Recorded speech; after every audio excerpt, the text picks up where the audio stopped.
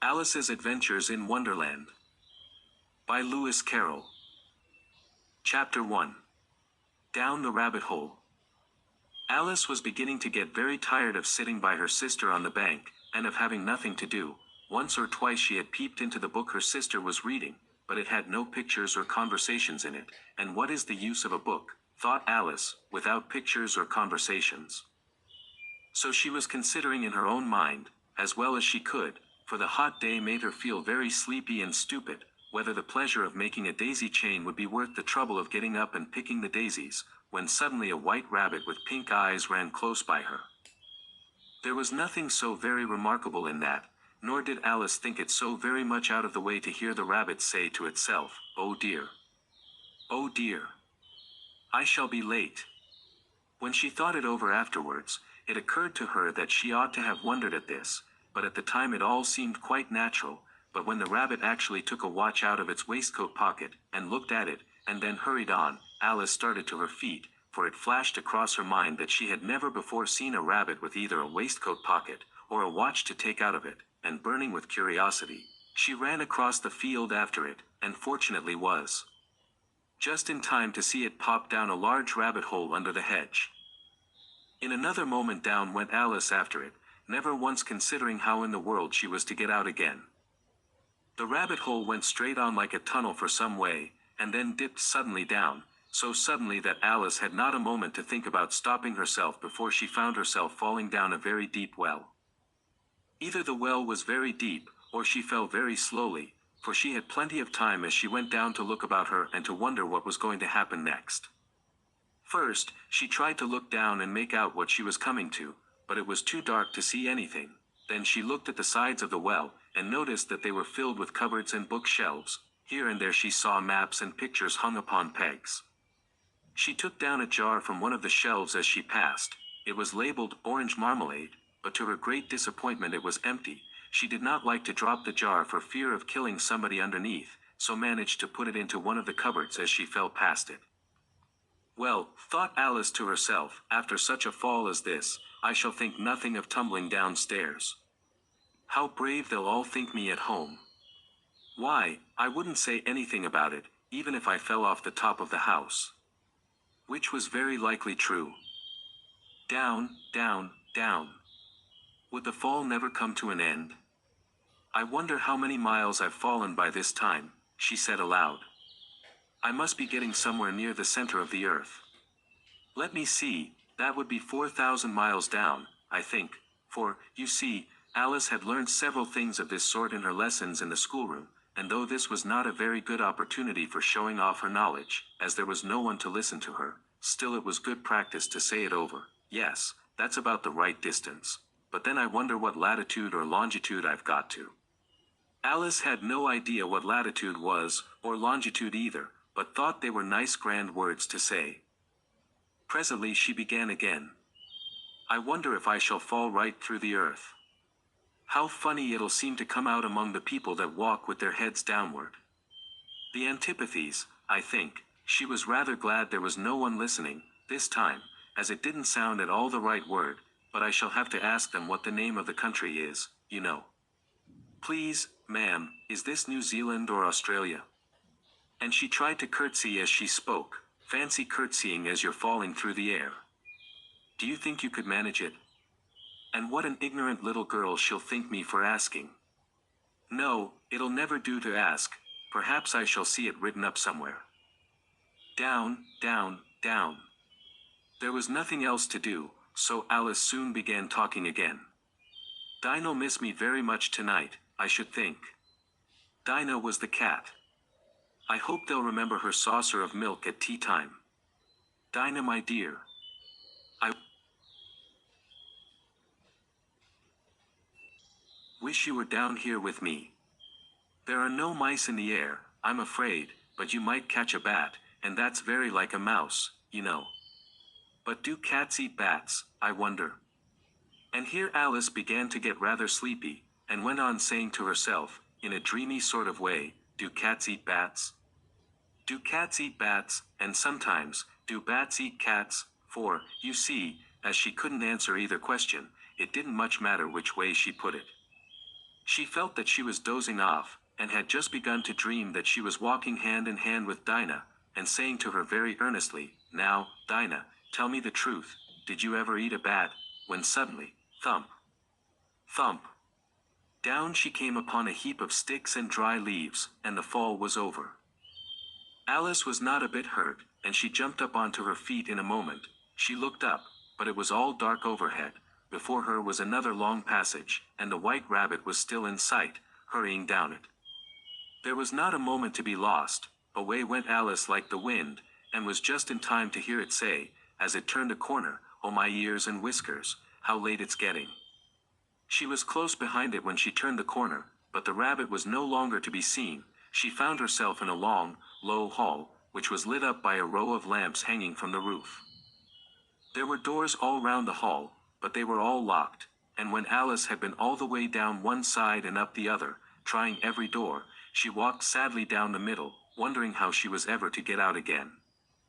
Suddenly she came upon a little three-legged table, all made of solid glass. There was nothing on it except a tiny golden key, and Alice's first thought was that it might belong to one of the doors of the hall, but, alas! Either the locks were too large, or the key was too small, but at any rate it would not open any of them. However, on the second time round, she came upon a low curtain she had not noticed before, and behind it was a little door about 15 inches high. She tried the little golden key in the lock, and to her great delight it fitted. Alice opened the door and found that it led into a small passage, not much larger than a rat hole. She knelt down and looked along the passage into the loveliest garden you ever saw. How she longed to get out of that dark hall, and wander about among those beds of bright flowers and those cool fountains, but she could not even get her head through the doorway, and even if my head would go through, thought poor Alice, it would be of very little use without my shoulders. Oh, how I wish I could shut up like a telescope. I think I could, if I only knew how to begin. For, you see, so many out-of-the-way things had happened lately, that Alice had begun to think that very few things indeed were really impossible. There seemed to be no use in waiting by the little door, so she went back to the table, half hoping she might find another key on it, or at any rate a book of rules for shutting people up like telescopes. This time she found a little bottle on it, which certainly was not here before, said Alice, and round the neck of the bottle was a paper label, with the words, "Drink me," beautifully printed on it in large letters. It was all very well to say, "Drink me," but the wise little Alice was not going to do that in a hurry. "No, I'll look first," she said, "and see whether it's marked poison or not," for she had read several nice little histories about children who had got burnt, and eaten up by wild beasts and other unpleasant things, all because they would not remember the simple rules their friends had taught them, such as, that a red-hot poker will burn you if you hold it too long, and that if you cut your finger very deeply with a knife, it usually bleeds. And she had never forgotten that, if you drink much from a bottle marked poison, it is almost certain to disagree with you, sooner or later. However, this bottle was not marked poison, so Alice ventured to taste it, and finding it very nice, it had, in fact, a sort of mixed flavor of cherry tart, custard, pineapple, roast turkey, toffee, and hot buttered toast. She very soon finished it off. "What a curious feeling," said Alice, "I must be shutting up like a telescope." And so it was indeed. She was now only 10 inches high, and her face brightened up at the thought that she was now the right size for going through the little door into that lovely garden. First, however, she waited for a few minutes to see if she was going to shrink any further. She felt a little nervous about this, for it might end, "You know," said Alice to herself, "in my going out altogether, like a candle. I wonder what I should be like then."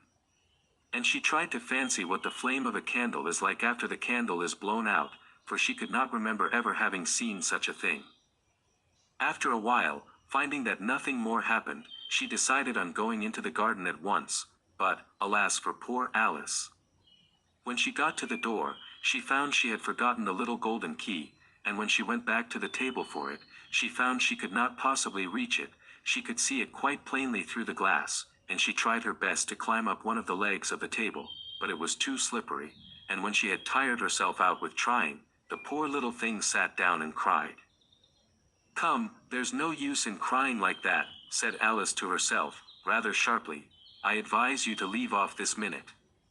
She generally gave herself very good advice, though she very seldom followed it, and sometimes she scolded herself so severely as to bring tears into her eyes, and once she remembered trying to box her own ears for having cheated herself in a game of croquet she was playing against herself, for this curious child was very fond of pretending to be two people.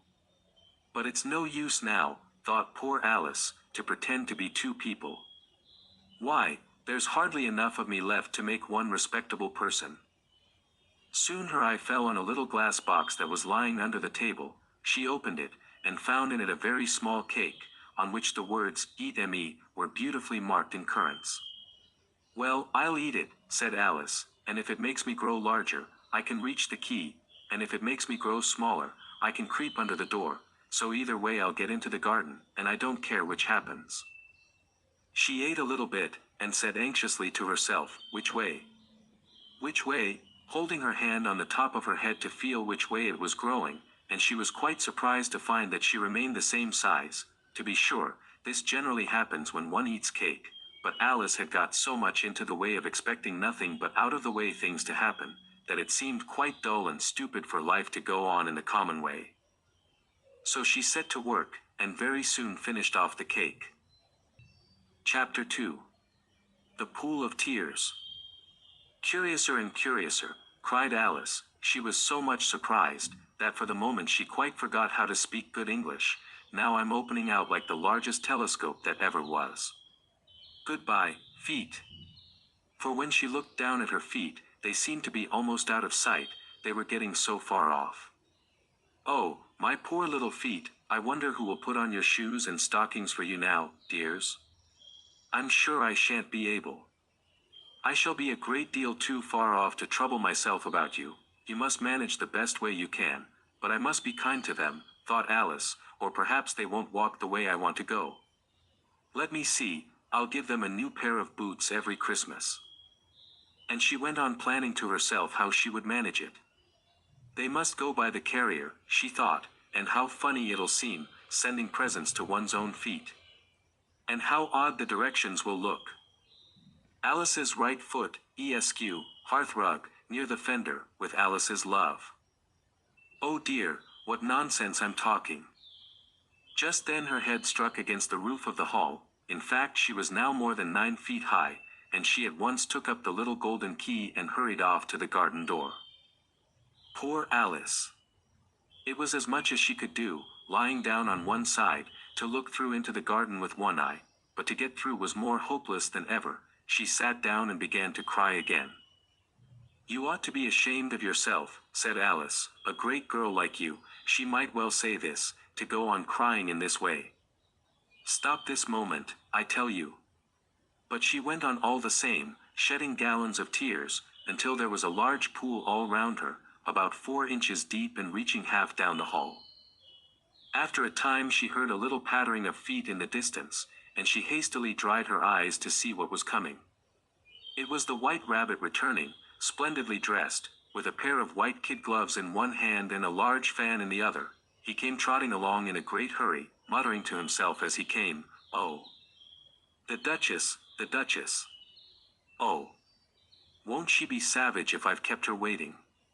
Alice felt so desperate that she was ready to ask help of any one, so, when the rabbit came near her, she began, in a low, timid voice, "If you please, sir." The rabbit started violently, dropped the white kid gloves and the fan, and scurried away into the darkness as hard as he could go. Alice took up the fan and gloves, and, as the hall was very hot, she kept fanning herself all the time she went on talking. "Dear, dear! How queer everything is today. And yesterday things went on just as usual. I wonder if I've been changed in the night. Let me think, was I the same when I got up this morning? I almost think I can remember feeling a little different. But if I'm not the same, the next question is, who in the world am I? Ah, that's the great puzzle." And she began thinking over all the children she knew that were of the same age as herself, to see if she could have been changed for any of them. "I'm sure I'm not Ada," she said, "for her hair goes in such long ringlets, and mine doesn't go in ringlets at all, and I'm sure I can't be Mabel, for I know all sorts of things, and she, oh, she knows such a very little. Besides, she's she, and I'm I, and, oh dear, how puzzling it all is.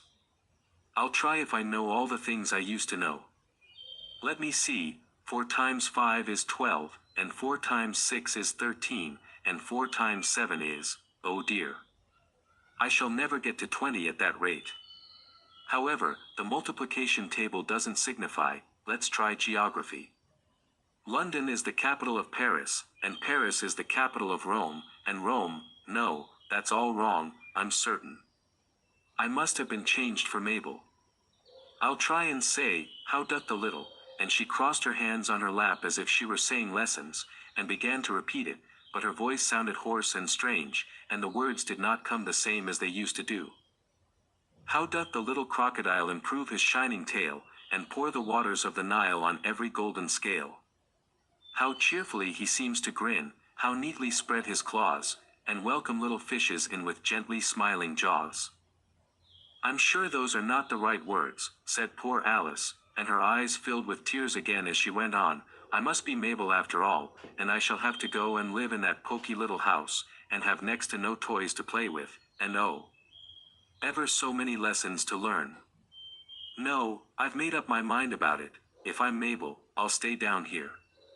It'll be no use their putting their heads down and saying, come up again, dear.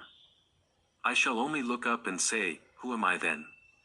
Tell me that first, and then, if I like being that person, I'll come up. If not, I'll stay down here till I'm somebody else. But, oh dear, cried Alice, with a sudden burst of tears, I do wish they would put their heads down. I am so very tired of being all alone here. As she said this, she looked down at her hands, and was surprised to see that she had put on one of the rabbit's little white kid gloves while she was talking. How can I have done that, she thought. I must be growing small again. She got up and went to the table to measure herself by it, and found that, as nearly as she could guess, she was now about 2 feet high, and was going on shrinking rapidly. She soon found out that the cause of this was the fan she was holding, and she dropped it hastily, just in time to avoid shrinking away altogether. That was a narrow escape, said Alice, a good deal frightened at the sudden change, but very glad to find herself still in existence. And now for the garden, and she ran with all speed back to the little door, but, alas! The little door was shut again, and the little golden key was lying on the glass table as before, and things are worse than ever, thought the poor child, for I never was so small as this before, never. And I declare it's too bad, that it is. As she said these words her foot slipped, and in another moment, splash! She was up to her chin in salt water. Her first idea was that she had somehow fallen into the sea, and in that case I can go back by railway, she said to herself.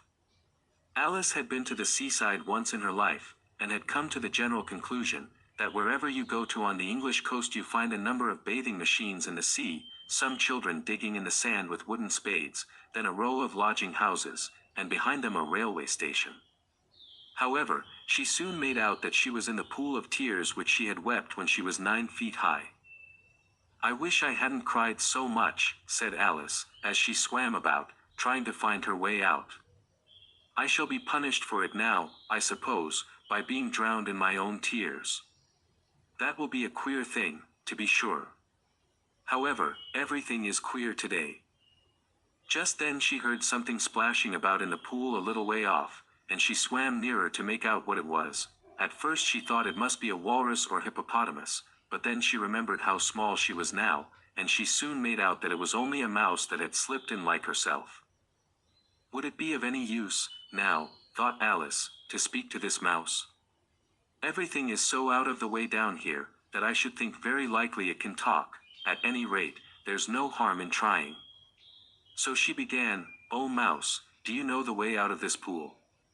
I am very tired of swimming about here, oh mouse." Alice thought this must be the right way of speaking to a mouse. She had never done such a thing before, but she remembered having seen in her brother's Latin grammar, a mouse, of a mouse, to a mouse, oh mouse. The mouse looked at her rather inquisitively, and seemed to her to wink with one of its little eyes, but it said nothing. Perhaps it doesn't understand English, thought Alice. I dare say it's a French mouse, come over with William the Conqueror. For, with all her knowledge of history, Alice had no very clear notion how long ago anything had happened.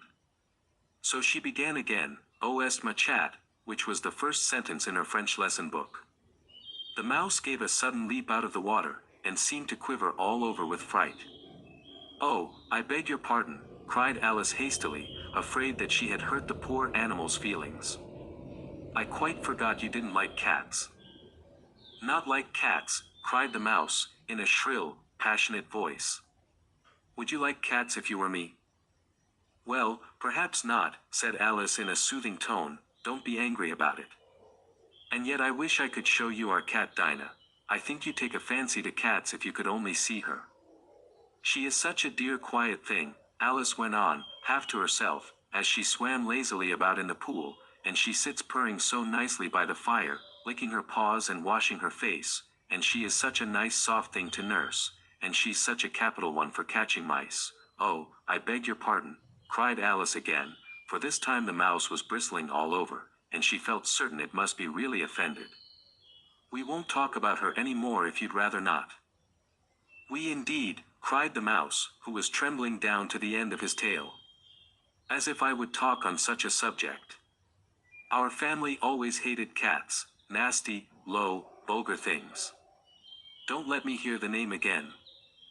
"I won't indeed," said Alice, in a great hurry to change the subject of conversation. Are you fond of dogs?" The mouse did not answer, so Alice went on eagerly, "There is such a nice little dog near our house I should like to show you. A little bright-eyed terrier, you know, with such long curly brown hair. And it'll fetch things when you throw them, and it'll sit up and beg for its dinner, and all sorts of things, I can't remember half of them, and it belongs to a farmer, you know, and he says it's so useful, it's worth £100. He says it kills all the rats and, oh dear," cried Alice in a sorrowful tone, "I'm afraid I've offended it again." For the mouse was swimming away from her as hard as it could go, and making quite a commotion in the pool as it went. So she called softly after it, "Mouse dear, do come back again, and we won't talk about cats or dogs either, if you don't like them." When the mouse heard this, it turned round and swam slowly back to her. Its face was quite pale, with passion, Alice thought, and it said in a low trembling voice, "Let us get to the shore, and then I'll tell you my history, and you'll understand why it is I hate cats and dogs." It was high time to go, for the pool was getting quite crowded with the birds and animals that had fallen into it. There were a duck and a dodo, a lory and an eaglet, and several other curious creatures. Alice led the way, and the whole party swam to the shore. Chapter 3. A caucus race and a long tail. They were indeed a queer-looking party that assembled on the bank, the birds with draggled feathers, the animals with their fur clinging close to them, and all dripping wet, cross, and uncomfortable. The first question of course was, how to get dry again. They had a consultation about this, and after a few minutes it seemed quite natural to Alice to find herself talking familiarly with them, as if she had known them all her life. Indeed, she had quite a long argument with the lory, who at last turned sulky, and would only say, "I am older than you, and must know better," and this Alice would not allow without knowing how old it was, and, as the lory positively refused to tell its age, there was no more to be said. At last the mouse, who seemed to be a person of authority among them, called out, "Sit down, all of you, and listen to me. I'll soon make you dry enough." They all sat down at once, in a large ring, with the mouse in the middle. Alice kept her eyes anxiously fixed on it, for she felt sure she would catch a bad cold if she did not get dry very soon. "Ahem," said the mouse with an important air, "are you all ready? This is the driest thing I know. Silence all round, if you please." William the Conqueror, whose cause was favored by the Pope, was soon submitted to by the English, who wanted leaders, and had been of late much accustomed to usurpation and conquest. Edwin and Morcar, the Earls of Mercia and Northumbria. "Ugh," said the lory, with a shiver. "I beg your pardon," said the mouse, frowning, but very politely, "did you speak?" "Not I," said the lory hastily. "I thought you did," said the mouse. "I proceed. Edwin and Morcar, the Earls of Mercia and Northumbria, declared for him, and even Stigand, the patriotic Archbishop of Canterbury, found it advisable. "Found what?" said the duck. "Found it," the mouse replied rather crossly. "Of course you know what it means." "I know what it means well enough. When I find a thing," said the duck, "it's generally a frog or a worm. The question is, what did the Archbishop find?" The mouse did not notice this question, but hurriedly went on, "Found it advisable to go with Edgar Atheling to meet William and offer him the crown. William's conduct at first was moderate. But the insolence of his Normans. How are you getting on now, my dear?" it continued, turning to Alice as it spoke. "As wet as ever," said Alice in a melancholy tone. "It doesn't seem to dry me at all." "In that case," said the dodo solemnly, rising to its feet, "I move that the meeting adjourn, for the immediate adoption of more energetic remedies." "Speak English," said the eaglet. "I don't know the meaning of half those long words, and, what's more, I don't believe you do either." And the eaglet bent down its head to hide a smile. Some of the other birds tittered audibly. "What I was going to say," said the dodo in an offended tone, "was, that the best thing to get us dry would be a caucus race." "What is a caucus race?" said Alice. Not that she wanted much to know, but the dodo had paused as if it thought that somebody ought to speak, and no one else seemed inclined to say anything. "Why," said the dodo, "the best way to explain it is to do it. And, as you might like to try the thing yourself, some winter day, I will tell you how the dodo managed it. First it marked out a race course, in a sort of circle, the exact shape doesn't matter, it said, and then all the party were placed along the course, here and there. There was no 1, 2, 3, and away, but they began running when they liked, and left off when they liked, so that it was not easy to know when the race was over. However, when they had been running half an hour or so, and were quite dry again, the dodo suddenly called out, 'The race is over,' and they all crowded round it, panting, and asking, 'But who has won?' This question the dodo could not answer without a great deal of thought, and it sat for a long time with one finger pressed upon its forehead, the position in which you usually see Shakespeare, in the pictures of him, while the rest waited in silence. At last the dodo said, 'Everybody has won, and all must have prizes.' 'But who is to give the prizes?' quite a chorus of voices asked. 'Why, she, of course,' said the dodo, pointing to Alice with one finger, and the whole party at once crowded round her, calling out in a confused way, 'Prizes! Prizes!' Alice had no idea what to do, and in despair she put her hand in her pocket, and pulled out a box of comfits. Luckily the salt water had not got into it, and handed them round as prizes. There was exactly 1 apiece, all round. 'But she must have a prize herself, you know,' said the mouse. 'Of course,' the dodo replied very gravely. 'What else have you got in your pocket?' he went on, turning to Alice. 'Only a thimble,' said Alice sadly. 'Hand it over here,' said the dodo. Then they all crowded round her once more, while the dodo solemnly presented the thimble, saying, 'We beg your acceptance of this elegant thimble,' and, when it had finished this short speech, they all cheered. Alice thought the whole thing very absurd, but they all looked so grave that she did not dare to laugh, and, as she could not think of anything to say, she simply bowed, and took the thimble, looking as solemn as she could. The next thing was to eat the comfits. This caused some noise and confusion, as the large birds complained that they could not taste theirs, and the small ones choked and had to be patted on the back. However, it was over at last, and they sat down again in a ring, and begged the mouse to tell them something more. 'You promised to tell me your history, you know,' said Alice, 'and why it is you hate C and D,' she added in a whisper, half afraid that it would be offended again.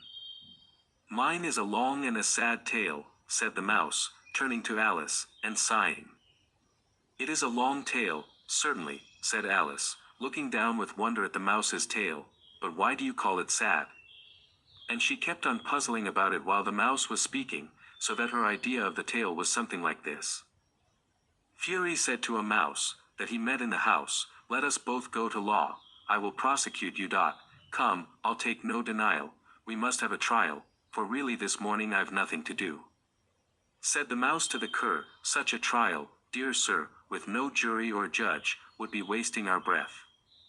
I'll be judge, I'll be jury, said cunning old Fury, I'll try the whole cause, and condemn you to death. You are not attending, said the mouse to Alice severely. What are you thinking of?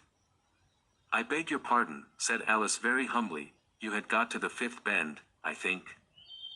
I had not, cried the mouse, sharply and very angrily. A knot, said Alice, always ready to make herself useful, and looking anxiously about her. Oh, do let me help to undo it. I shall do nothing of the sort, said the mouse, getting up and walking away. You insult me by talking such nonsense. I didn't mean it, pleaded poor Alice. But you're so easily offended, you know. The mouse only growled in reply. Please come back and finish your story.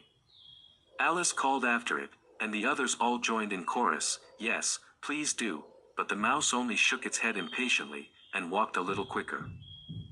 What a pity it wouldn't stay, sighed the Lory, as soon as it was quite out of sight, and an old crab took the opportunity of saying to her daughter, Ah, my dear. Let this be a lesson to you never to lose your temper. Hold your tongue, Ma, said the young crab, a little snappishly. You're enough to try the patience of an oyster. I wish I had our Dinah here, I know I do, said Alice aloud, addressing nobody in particular. She'd soon fetch it back.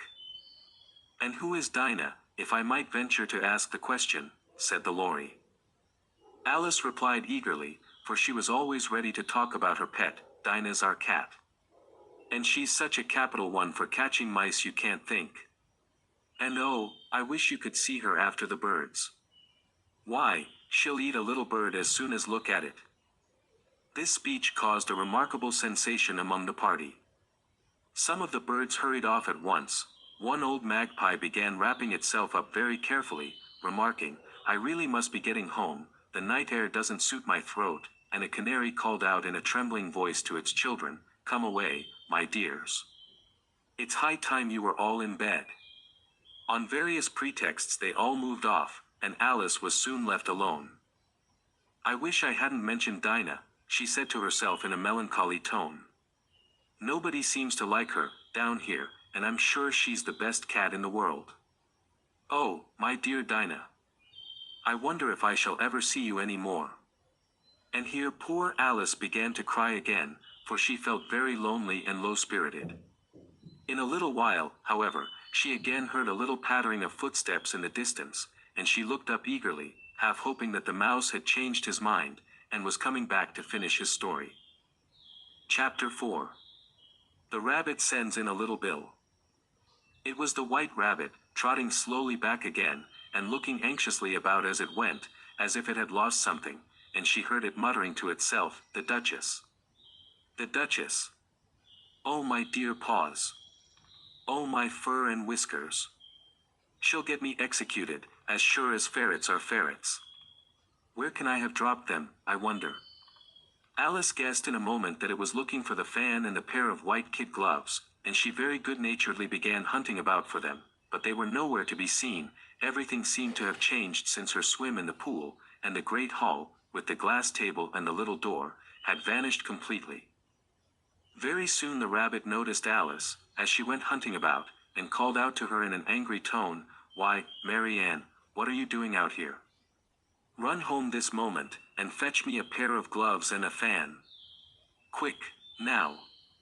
And Alice was so much frightened that she ran off at once in the direction it pointed to, without trying to explain the mistake it had made. He took me for his housemaid, she said to herself as she ran. How surprised he'll be when he finds out who I am. But I'd better take him his fan and gloves, that is, if I can find them. As she said this, she came upon a neat little house, on the door of which was a bright brass plate with the name, W. Rabbit, engraved upon it. She went in without knocking, and hurried upstairs, in great fear lest she should meet the real Mary Ann, and be turned out of the house before she had found the fan and gloves. How queer it seems, Alice said to herself, to be going messages for a rabbit. I suppose Dinah'll be sending me on messages next. And she began fancying the sort of thing that would happen. Miss Alice. Come here directly, and get ready for your walk. Coming in a minute, nurse. But I've got to see that the mouse doesn't get out. Only I don't think, Alice went on, that they'd let Dinah stop in the house if it began ordering people about like that. By this time she had found her way into a tidy little room with a table in the window, and on it, as she had hoped, a fan and 2 or 3 pairs of tiny white kid gloves. She took up the fan and a pair of the gloves, and was just going to leave the room, when her eye fell upon a little bottle that stood near the looking-glass. There was no label this time with the words, "Drink me," but nevertheless she uncorked it and put it to her lips. I know something interesting is sure to happen, she said to herself, whenever I eat or drink anything, so I'll just see what this bottle does. I do hope it'll make me grow large again, for really I'm quite tired of being such a tiny little thing. It did so indeed, and much sooner than she had expected. Before she had drunk half the bottle, she found her head pressing against the ceiling, and had to stoop to save her neck from being broken. She hastily put down the bottle, saying to herself, "That's quite enough, I hope I shan't grow any more. As it is, I can't get out at the door. I do wish I hadn't drunk quite so much." Alas! It was too late to wish that. She went on growing, and very soon had to kneel down on the floor. In another minute there was not even room for this, and she tried the effect of lying down with one elbow against the door, and the other arm curled round her head. Still she went on growing, and, as a last resource, she put one arm out of the window, and one foot up the chimney, and said to herself, "Now I can do no more, whatever happens. What will become of me?" Luckily for Alice, the little magic bottle had now had its full effect, and she grew no larger. Still it was very uncomfortable, and, as there seemed to be no sort of chance of her ever getting out of the room again, no wonder she felt unhappy. It was much pleasanter at home, thought poor Alice, when one wasn't always growing larger and smaller, and being ordered about by mice and rabbits. I almost wish I hadn't gone down that rabbit hole, and yet, it's rather curious, you know, this sort of life. I do wonder what can have happened to me. When I used to read fairy tales, I fancied that kind of thing never happened, and now here I am in the middle of one. There ought to be a book written about me, that there ought. And when I grow up, I'll write one, but I'm grown up now, she added in a sorrowful tone, at least there's no room to grow up any more here. But then, thought Alice, shall I never get any older than I am now? That'll be a comfort, one way, never to be an old woman, but then, always to have lessons to learn. Oh, I shouldn't like that. Oh, you foolish Alice, she answered herself. How can you learn lessons in here? Why, there's hardly room for you, and no room at all for any lesson books. And so she went on, taking first one side and then the other, and making quite a conversation of it altogether, but after a few minutes she heard a voice outside, and stopped to listen. "Mary Ann. Mary Ann," said the voice. "Fetch me my gloves this moment." Then came a little pattering of feet on the stairs. Alice knew it was the rabbit coming to look for her, and she trembled till she shook the house, quite forgetting that she was now about 1,000 times as large as the rabbit, and had no reason to be afraid of it. Presently the rabbit came up to the door, and tried to open it, but, as the door opened inwards, and Alice's elbow was pressed hard against it, that attempt proved a failure. Alice heard it say to itself, "Then I'll go round and get in at the window." That you won't, thought Alice, and, after waiting till she fancied she heard the rabbit just under the window, she suddenly spread out her hand, and made a snatch in the air. She did not get hold of anything, but she heard a little shriek and a fall, and a crash of broken glass, from which she concluded that it was just possible it had fallen into a cucumber frame, or something of the sort. Next came an angry voice, the rabbit's, "Pat! Pat! Where are you?" And then a voice she had never heard before, "Sure then I'm here." "Digging for apples, your honor." "Digging for apples, indeed," said the rabbit angrily. "Here. Come and help me out of this." Sounds of more broken glass. "Now tell me, Pat, what's that in the window?" "Sure, it's an arm, your honor." He pronounced it Aram. An arm, you goose. Who ever saw one that size? Why, it fills the whole window. Sure, it does, Your Honor, but it's an arm for all that. Well, it's got no business there, at any rate, go and take it away. There was a long silence after this, and Alice could only hear whispers now and then, such as, "Sure, I don't like it, Your Honor, at all, at all. Do as I tell you, you coward," and at last she spread out her hand again, and made another snatch in the air. This time there were 2 little shrieks, and more sounds of broken glass. What a number of cucumber frames there must be, thought Alice. I wonder what they'll do next. As for pulling me out of the window, I only wish they could. I'm sure I don't want to stay in here any longer. She waited for some time without hearing anything more. At last came a rumbling of little cartwheels, and the sound of a good many voices all talking together. She made out the words, "Where's the other ladder? Why, I hadn't to bring but one, Bill's got the other, Bill. Fetch it here, lad, here, put 'em up at this corner, no, tie 'em together first, they don't reach half high enough yet, oh. They'll do well enough, don't be particular, here, Bill. Catch hold of this rope, will the roof bear, mind that loose slate, oh, it's coming down. Heads below." A loud crash. Now, who did that? It was Bill, I fancy. Who's to go down the chimney? Nay, I shan't. You do it, that I won't, then, Bill's to go down, here, Bill. The master says you're to go down the chimney. Oh. So Bill's got to come down the chimney, has he? Said Alice to herself. Shy, they seem to put everything upon Bill. I wouldn't be in Bill's place for a good deal. This fireplace is narrow, to be sure, but I think I can kick a little. She drew her foot as far down the chimney as she could, and waited till she heard a little animal, she couldn't guess of what sort it was, scratching and scrambling about in the chimney close above her. Then, saying to herself, "This is Bill," she gave one sharp kick, and waited to see what would happen next. The first thing she heard was a general chorus of, "There goes Bill," then the rabbit's voice along, "Catch him, you by the hedge," then silence, and then another confusion of voices, "Hold up his head, Brandy now, don't choke him, how was it, old fellow? What happened to you? Tell us all about it." Last came a little feeble, squeaking voice, "That's Bill," thought Alice, "well, I hardly know, no more, thank ye, I'm better now, but I'm a deal too flustered to tell you, all I know is, something comes at me like a jack-in-the-box, and up I goes like a skyrocket." "So you did, old fellow," said the others. "We must burn the house down," said the rabbit's voice, and Alice called out as loud as she could, "If you do, I'll set Dinah at you." There was a dead silence instantly, and Alice thought to herself, "I wonder what they will do next. If they had any sense, they'd take the roof off."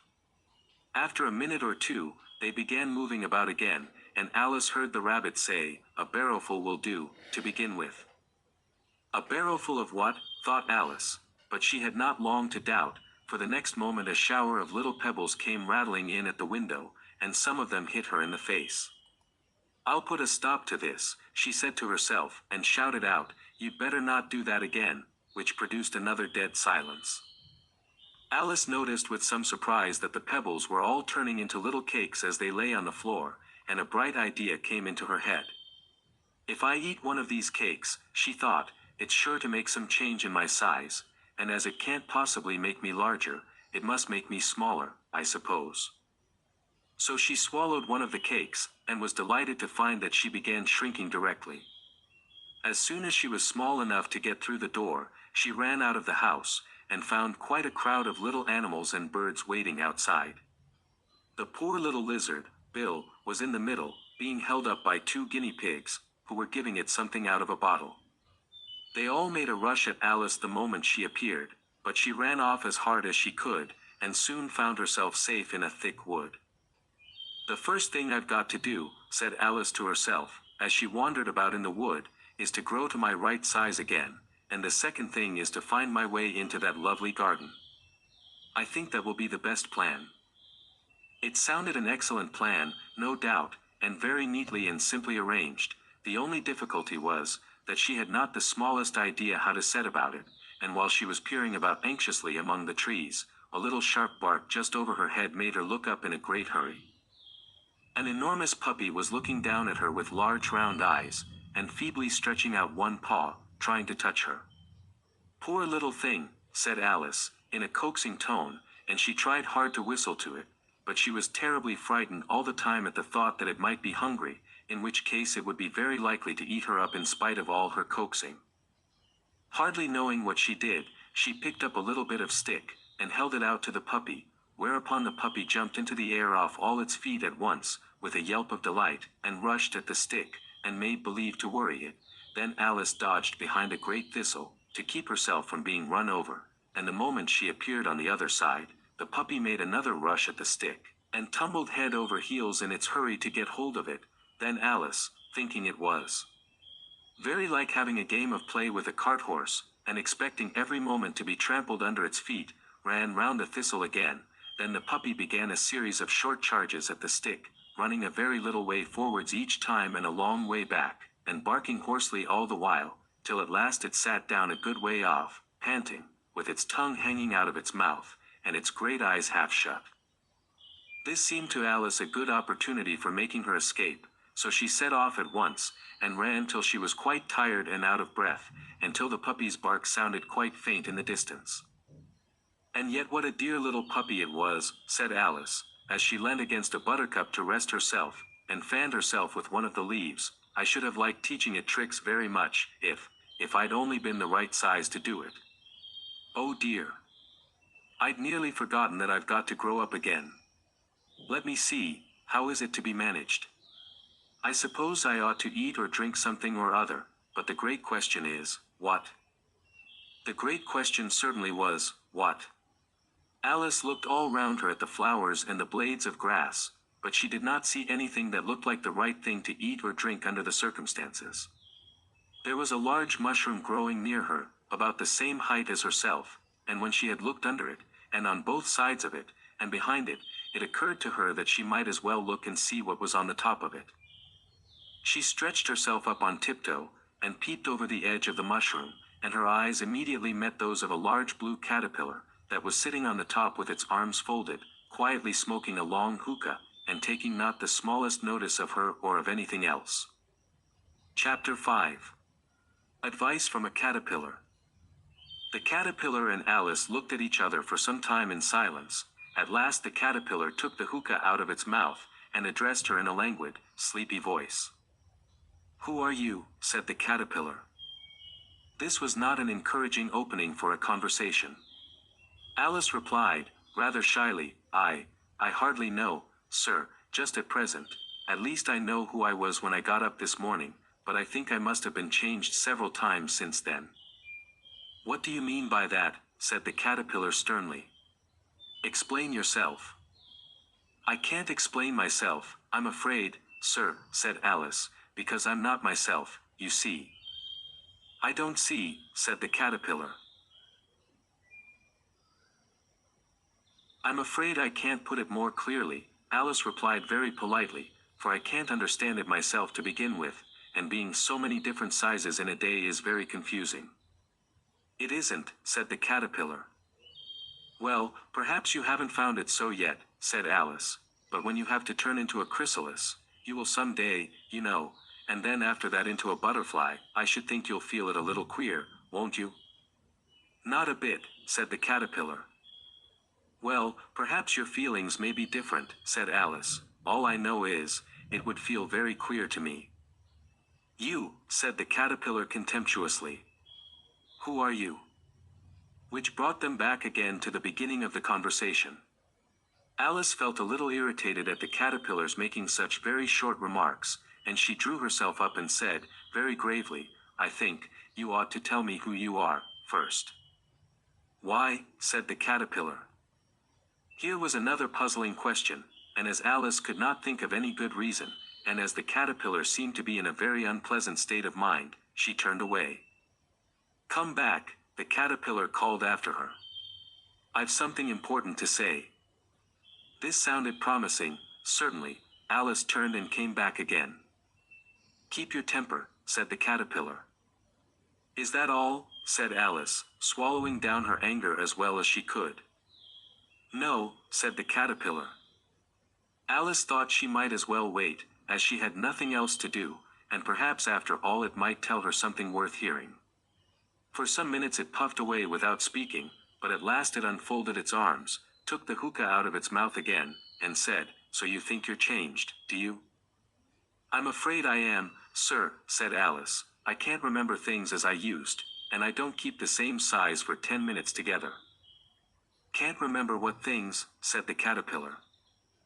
"Well, I've tried to say, how doth the little busy bee, but it all came different." Alice replied in a very melancholy voice. "Repeat, you are old, Father William," said the caterpillar. Alice folded her hands, and began. "You are old, Father William," the young man said, "and your hair has become very white, and yet you incessantly stand on your head. Do you think, at your age, it is right?" "In my youth," Father William replied to his son, "I feared it might injure the brain, but, now that I'm perfectly sure I have none, why, I do it again and again."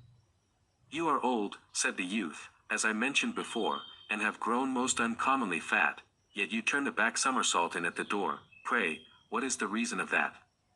"In my youth," said the sage, as he shook his grey locks, "I kept all my limbs very supple by the use of this ointment. 1 shilling the box. Allow me to sell you a couple." "You are old," said the youth, "and your jaws are too weak for anything tougher than suet, yet you finished the goose, with the bones and the beak. Pray, how did you manage to do it?"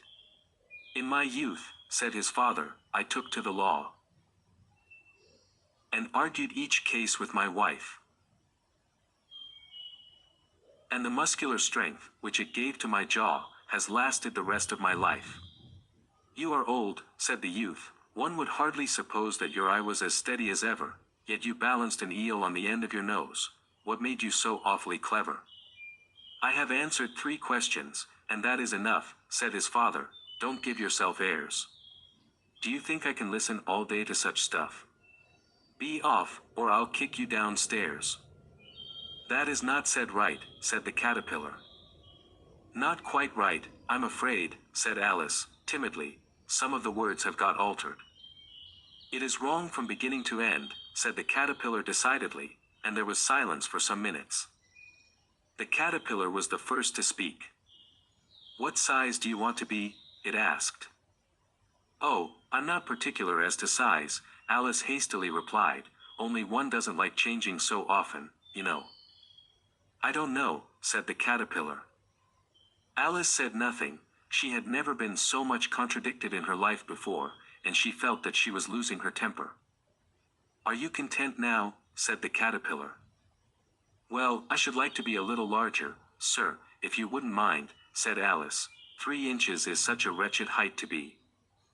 "It is a very good height indeed," said the caterpillar angrily, rearing itself upright as it spoke. It was exactly 3 inches high. "But I'm not used to it," pleaded poor Alice in a piteous tone. And she thought of herself, "I wish the creatures wouldn't be so easily offended." "You'll get used to it in time," said the caterpillar, and it put the hookah into its mouth and began smoking again. This time Alice waited patiently until it chose to speak again. In a minute or two the caterpillar took the hookah out of its mouth and yawned once or twice, and shook itself. Then it got down off the mushroom, and crawled away in the grass, merely remarking as it went, "One side will make you grow taller, and the other side will make you grow shorter."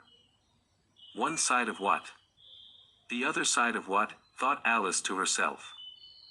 "Of the mushroom," said the caterpillar, just as if she had asked it aloud, and in another moment it was out of sight. Alice remained looking thoughtfully at the mushroom for a minute, trying to make out which were the 2 sides of it, and as it was perfectly round, she found this a very difficult question. However, at last she stretched her arms round it as far as they would go, and broke off a bit of the edge with each hand. "And now which is which?" she said to herself, and nibbled a little of the right hand bit to try the effect. The next moment she felt a violent blow underneath her chin. It had struck her foot.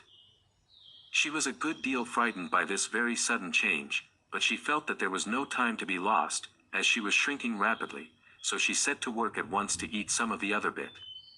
Her chin was pressed so closely against her foot that there was hardly room to open her mouth, but she did it at last, and managed to swallow a morsel of the left-hand bit. "Come, my head's free at last," said Alice in a tone of delight, which changed into alarm in another moment, when she found that her shoulders were nowhere to be found. All she could see, when she looked down, was an immense length of neck, which seemed to rise like a stalk out of a sea of green leaves that lay far below her. "What can all that green stuff be?" said Alice. "And where have my shoulders got to?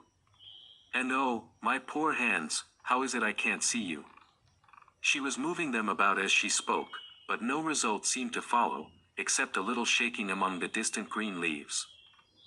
As there seemed to be no chance of getting her hands up to her head, she tried to get her head down to them, and was delighted to find that her neck would bend about easily in any direction, like a serpent. She had just succeeded in curving it down into a graceful zigzag, and was going to dive in among the leaves, which she found to be nothing but the tops of the trees under which she had been wandering, when a sharp hiss made her draw back in a hurry. A large pigeon had flown into her face, and was beating her violently with its wings. "Serpent!" screamed the pigeon. "I'm not a serpent," said Alice indignantly. "Let me alone." "Serpent, I say again," repeated the pigeon, but in a more subdued tone, and added with a kind of sob, "I've tried every way, and nothing seems to suit them." "I haven't the least idea what you're talking about," said Alice. "I've tried the roots of trees, and I've tried banks, and I've tried hedges," the pigeon went on, without attending to her, "but those serpents, there's no pleasing them."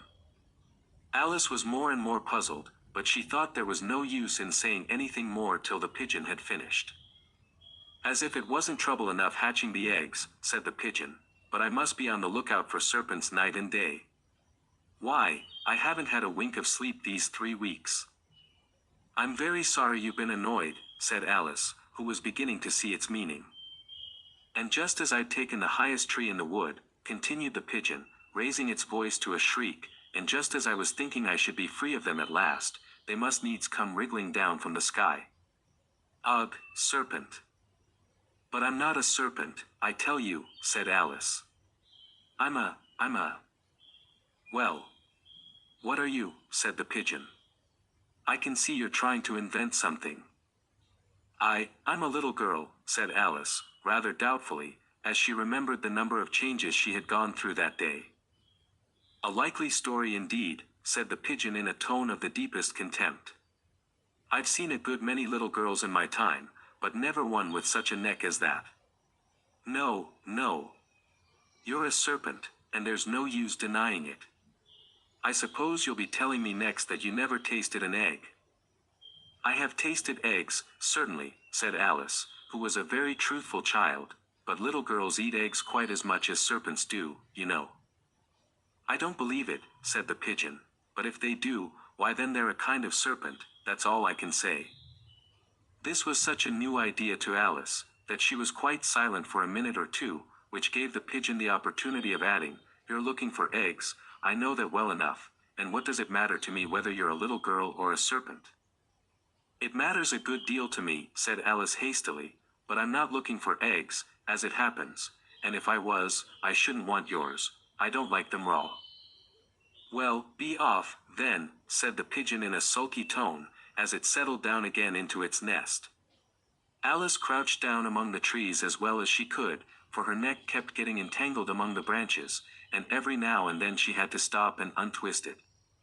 After a while she remembered that she still held the pieces of mushroom in her hands, and she set to work very carefully, nibbling first at one and then at the other, and growing sometimes taller and sometimes shorter, until she had succeeded in bringing herself down to her usual height.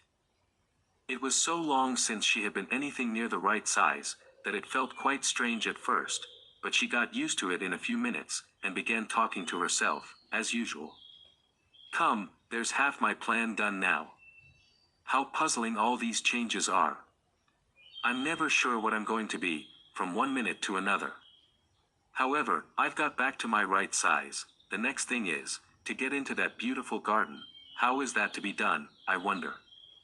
As she said this, she came suddenly upon an open place, with a little house in it about 4 feet high. Whoever lives there, thought Alice, it'll never do to come upon them this size. Why, I should frighten them out of their wits. So she began nibbling at the right-hand bit again, and did not venture to go near the house till she had brought herself down to 9 inches high. Chapter 6. Pig and Pepper. For a minute or two she stood looking at the house, and wondering what to do next, when suddenly a footman in livery came running out of the wood. She considered him to be a footman because he was in livery, otherwise, judging by his face only, she would have called him a fish, and rapped loudly at the door with his knuckles. It was opened by another footman in livery, with a round face, and large eyes like a frog, and both footmen, Alice noticed, had powdered hair that curled all over their heads. She felt very curious to know what it was all about, and crept a little way out of the wood to listen. The fish footman began by producing from under his arm a great letter, nearly as large as himself, and this he handed over to the other, saying, in a solemn tone, for the Duchess. An invitation from the Queen to play croquet. The frog footman repeated, in the same solemn tone, only changing the order of the words a little, from the Queen. An invitation for the Duchess to play croquet. Then they both bowed low, and their curls got entangled together. Alice laughed so much at this, that she had to run back into the wood for fear of their hearing her, and when she next peeped out the fish footman was gone, and the other was sitting on the ground near the door, staring stupidly up into the sky. Alice went timidly up to the door, and knocked. "There's no sort of use in knocking," said the footman, "and that for 2 reasons. First, because I'm on the same side of the door as you are. Secondly, because they're making such a noise inside, no one could possibly hear you." And certainly there was a most extraordinary noise going on within, a constant howling and sneezing, and every now and then a great crash, as if a dish or kettle had been broken to pieces. "Please, then," said Alice, "how am I to get in?" "There might be some sense in your knocking," the footman went on without attending to her, "if we had the door between us. For instance, if you were inside, you might knock, and I could let you out, you know." He was looking up into the sky all the time he was speaking, and this Alice thought decidedly uncivil. "But perhaps he can't help it," she said to herself, "his eyes are so very nearly at the top of his head. But at any rate he might answer questions. How am I to get in?" she repeated, aloud. "I shall sit here," the footman remarked, "till tomorrow." At this moment the door of the house opened, and a large plate came skimming out, straight at the footman's head. It just grazed his nose, and broke to pieces against one of the trees behind him. "Or next day, maybe," the footman continued in the same tone, exactly as if nothing had happened. "How am I to get in?" asked Alice again, in a louder tone. "Are you to get in at all?" said the footman. "That's the first question, you know." It was, no doubt, only Alice did not like to be told so. "It's really dreadful," she muttered to herself, "the way all the creatures argue. It's enough to drive one crazy." The footman seemed to think this a good opportunity for repeating his remark, with variations. "I shall sit here," he said, "on and off, for days and days." "But what am I to do?" said Alice. "Anything you like," said the footman, and began whistling. "Oh, there's no use in talking to him," said Alice desperately, "he's perfectly idiotic." And she opened the door and went in. The door led right into a large kitchen, which was full of smoke from one end to the other. The Duchess was sitting on a 3-legged stool in the middle, nursing a baby. The cook was leaning over the fire, stirring a large cauldron which seemed to be full of soup. "There's certainly too much pepper in that soup," Alice said to herself, as well as she could for sneezing. There was certainly too much of it in the air. Even the Duchess sneezed occasionally, and as for the baby, it was sneezing and howling alternately without a moment's pause. The only things in the kitchen that did not sneeze were the cook, and a large cat which was sitting on the hearth and grinning from ear to ear. "Please would you tell me," said Alice, a little timidly, for she was not quite sure whether it was good manners for her to speak first, "why your cat grins like that?" "It's a Cheshire cat," said the Duchess, "and that's why." "Pig." She said the last word with such sudden violence that Alice quite jumped. but she saw in another moment that it was addressed to the baby, and not to her, so she took courage, and went on again. I didn't know that Cheshire cats always grinned. In fact, I didn't know that cats could grin. They all can, said the Duchess, and most of them do. I don't know of any that do, Alice said very politely, feeling quite pleased to have got into a conversation. You don't know much, said the Duchess, and that's a fact. Alice did not at all like the tone of this remark, and thought it would be as well to introduce some other subject of conversation. While she was trying to fix on one, the cook took the cauldron of soup off the fire, and at once set to work throwing everything within her reach at the Duchess and the baby. The fire irons came first, then followed a shower of saucepans, plates, and dishes. The Duchess took no notice of them even when they hit her, and the baby was howling so much already, that it was quite impossible to say whether the blows hurt it or not. Oh, please mind what you're doing, cried Alice, jumping up and down in an agony of terror. Oh, there goes his precious nose, as an unusually large saucepan flew close by it, and very nearly carried it off. If everybody minded their own business, the Duchess said in a hoarse growl, the world would go round a deal faster than it does. Which would not be an advantage, said Alice, who felt very glad to get an opportunity of showing off a little of her knowledge. Just think of what work it would make with the day and night. You see, the earth takes 24 hours to turn round on its axis. Talking of axes, said the Duchess, chop off her head. Alice glanced rather anxiously at the cook, to see if she meant to take the hint, but the cook was busily stirring the soup, and seemed not to be listening, so she went on again, 24 hours, I think, or is it 12? Oh, don't bother me, said the Duchess, I never could abide figures. And with that she began nursing her child again, singing a sort of lullaby to it as she did so, and giving it a violent shake at the end of every line. Speak roughly to your little boy, and beat him when he sneezes, he only does it to annoy, because he knows it teases. Chorus. In which the cook and the baby joined. Wow! Wow! Wow! While the Duchess sang the second verse of the song, she kept tossing the baby violently up and down, and the poor little thing howled so, that Alice could hardly hear the words. I speak severely to my boy, I beat him when he sneezes, for he can thoroughly enjoy the pepper when he pleases. Chorus. Wow! Wow! Wow! Here. You may nurse it a bit, if you like, the Duchess said to Alice, flinging the baby at her as she spoke. I must go and get ready to play croquet with the Queen, and she hurried out of the room. The cook threw a frying pan after her as she went out, but it just missed her. Alice caught the baby with some difficulty, as it was a queer-shaped little creature, and held out its arms and legs in all directions, just like a starfish, thought Alice. The poor little thing was snorting like a steam engine when she caught it, and kept doubling itself up and straightening itself out again, so that altogether, for the first minute or two, it was as much as she could do to hold it. As soon as she had made out the proper way of nursing it, which was to twist it up into a sort of knot, and then keep tight hold of its right ear and left foot, so as to prevent its undoing itself, she carried it out into the open air. If I don't take this child away with me, thought Alice, they're sure to kill it in a day or two, wouldn't it be murder to leave it behind? She said the last words out loud, and the little thing grunted in reply. It had left off sneezing by this time. Don't grunt, said Alice, that's not at all a proper way of expressing yourself. The baby grunted again, and Alice looked very anxiously into its face to see what was the matter with it. There could be no doubt that it had a very turn-up nose, much more like a snout than a real nose. Also its eyes were getting extremely small for a baby. Altogether Alice did not like the look of the thing at all. But perhaps it was only sobbing, she thought, and looked into its eyes again, to see if there were any tears. No, there were no tears. If you're going to turn into a pig, my dear, said Alice, seriously, I'll have nothing more to do with you. Mind now. The poor little thing sobbed again, or grunted, it was impossible to say which, and they went on for some while in silence.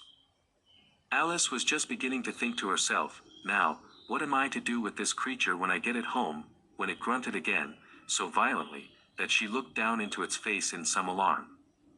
This time there could be no mistake about it. It was neither more nor less than a pig, and she felt that it would be quite absurd for her to carry it further. So she set the little creature down, and felt quite relieved to see it trot away quietly into the wood. If it had grown up, she said to herself, it would have made a dreadfully ugly child, but it makes rather a handsome pig, I think.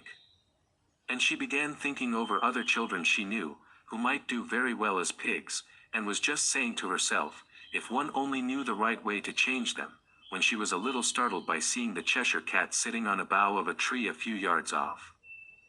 The cat only grinned when it saw Alice. It looked good-natured, she thought, still it had very long claws and a great many teeth, so she felt that it ought to be treated with respect. Cheshire Puss, she began, rather timidly, as she did not at all know whether it would like the name. However, it only grinned a little wider. Come, it's pleased so far, thought Alice, and she went on. Would you tell me, please, which way I ought to go from here? That depends a good deal on where you want to get to, said the cat. I don't much care where, said Alice. Then it doesn't matter which way you go, said the cat. So long as I get somewhere, Alice added as an explanation. Oh, you're sure to do that, said the cat, if you only walk long enough. Alice felt that this could not be denied, so she tried another question. What sort of people live about here? In that direction, the cat said, waving its right paw round, lives a hatter, and in that direction, waving the other paw, lives a March hare. Visit either you like, they're both mad. But I don't want to go among mad people, Alice remarked. Oh, you can't help that, said the cat, we're all mad here. I'm mad. You're mad. How do you know I'm mad, said Alice. You must be, said the cat, or you wouldn't have come here. Alice didn't think that proved it at all, however, she went on, and how do you know that you're mad? To begin with, said the cat, a dog's not mad. You grant that? I suppose so, said Alice. Well, then, the cat went on, you see, a dog growls when it's angry, and wags its tail when it's pleased. Now I growl when I'm pleased, and wag my tail when I'm angry. Therefore I'm mad. I call it purring, not growling, said Alice. Call it what you like, said the cat. Do you play croquet with the Queen today? I should like it very much, said Alice, but I haven't been invited yet. You'll see me there, said the cat, and vanished. Alice was not much surprised at this, she was getting so used to queer things happening. While she was looking at the place where it had been, it suddenly appeared again. By the by, what became of the baby, said the cat. I'd nearly forgotten to ask. It turned into a pig, Alice quietly said, just as if it had come back in a natural way. I thought it would, said the cat, and vanished again. Alice waited a little, half expecting to see it again, but it did not appear, and after a minute or two she walked on in the direction in which the March hare was said to live. I've seen hatters before, she said to herself, the March hare will be much the most interesting, and perhaps as this is May it won't be raving mad, at least not so mad as it was in March. As she said this, she looked up, and there was the cat again, sitting on a branch of a tree. Did you say pig, or fig, said the cat. I said pig, replied Alice, and I wish you wouldn't keep appearing and vanishing so suddenly, you make one quite giddy. All right, said the cat, and this time it vanished quite slowly, beginning with the end of the tail, and ending with the grin, which remained some time after the rest of it had gone. Well, I've often seen a cat without a grin, thought Alice, but a grin without a cat. It's the most curious thing I ever saw in my life. She had not gone much farther before she came in sight of the house of the March hare. She thought it must be the right house, because the chimneys were shaped like ears and the roof was thatched with fur. It was so large a house, that she did not like to go nearer till she had nibbled some more of the left-hand bit of mushroom, and raised herself to about 2 feet high. Even then she walked up towards it rather timidly, saying to herself, suppose it should be raving mad after all. I almost wish I'd gone to see the hatter instead.